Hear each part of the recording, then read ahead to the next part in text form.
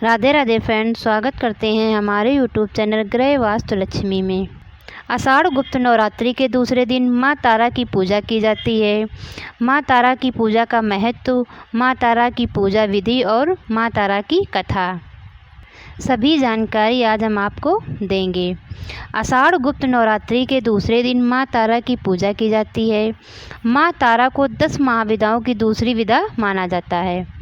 माँ तारा का स्वरूप कुछ कुछ माँ काली से मिलता है। इनकी साधना विशेष रूप से तंत्र शक्ति प्राप्ति के लिए की जाती है। आइए जानते हैं माँ तारा की पूजा का महत्व। माँ तारा को 10 महाविदाओं की दूसरी देवी माना जाता है और आषाढ़ मास की गुप्त नवरात्रि पर माँ तारा की पूजा की जाती है। माँ तारा की पूजा विशेष रूप से अघोरी, तांत्रिक और साधु करते हैं। इनका वर्ण नीला है, इसलिए इन्हें नील सरस्वती के नाम से जाना जाता है। इसके अलावा माँ तारा को उग्र तारा भी कहा जाता है। माँ अपना उग्र रूप रखकर अपने भक्तों के कष्टों को दूर करती हैं और भक्तों को मोक्ष देती हैं। माँ तारा की पूजा से काम, क्रोध, मोह और लोभ से मुक्ति मिलती है। अब हम आपको बताएंगे माँ तारा की पूजा विधि। माँ तारा की पूजा रात के समय में ही की जाती है, इसलिए आप माँ तारा की पूजा अर्धरात्रि में ही करें। आपको माँ तारा की पूजा अकेले कमरे में ही करनी चाहिए, जहाँ पर आपके अलावा और कोई ना हो। पूजा से पहले आप स्नान करके एक सफ़ेद धोती पहने। आपको माँ तारा की पूजा से सिले हुए वस्त्र नहीं धारण करने चाहिए। इसके बाद आपको पश्चिम दिशा में मुंह करके बैठ जाना चाहिए और अपने सामने एक चौकी रखनी चाहिए और उस पर गंगा जल डालकर उसे शुद्ध कर लेना चाहिए। चौकी को शुद्ध करने के बाद उस पर गुलाबी रंग का कपड़ा बिछाएं और अपने सामने एक प्लेट में गुलाब के फूल रखें। इसके बाद उस पर तारा यंत्र स्थापित करें और यंत्र के चारों ओर चावल की 4 ढेरियाँ स्थापित करें। चावल की ढेरी लगाने के बाद उस पर एक एक लौंग रखें। इसके बाद यंत्र के सामने घी का दीपक जलाएं। घी का दीपक जलाने के बाद माँ तारा के मंत्रों का जाप करें। मंत्र जाप करने के बाद माँ तारा की कथा सुनें। इसके बाद आपको माँ तारा की आरती उतारनी चाहिए। माँ तारा की आरती करने के बाद तारा यंत्र को अपने तिजोरी या पैसे रखने वाले स्थान पर रख देना चाहिए, क्योंकि माँ तारा को धन की देवी भी कहा जाता है। अब हम आपको माँ तारा की कथा सुनाएंगे।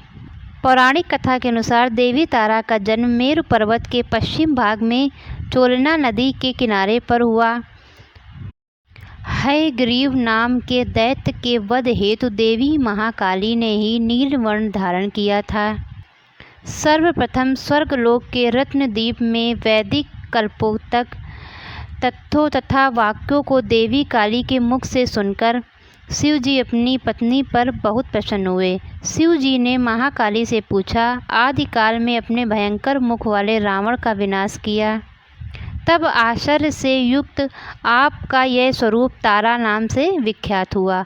उस समय समस्त देवताओं ने आपकी स्तुति की थी तथा आप अपने हाथों में खड्ग, नरमुंड, वार तथा अभय मुद्रा धारण की हुई थी। मुख से चंचल जिह्वा बहार कर आप भयंकर रूप वाली प्रतीत हो रही थी। आपका वह विकराल रूप देख सभी देवता भय से आतुर हो काँप रहे थे।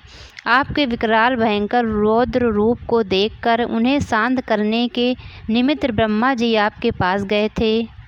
समस्त देवताओं को ब्रह्मा जी के साथ देखकर देवी लज्जित हो आप खड्ग से लज्जा निवारण की चेष्टा करने लगी।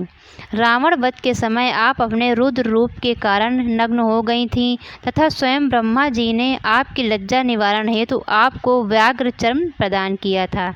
इसी रूप में देवी लंबोदरी के नाम से विख्यात हुई।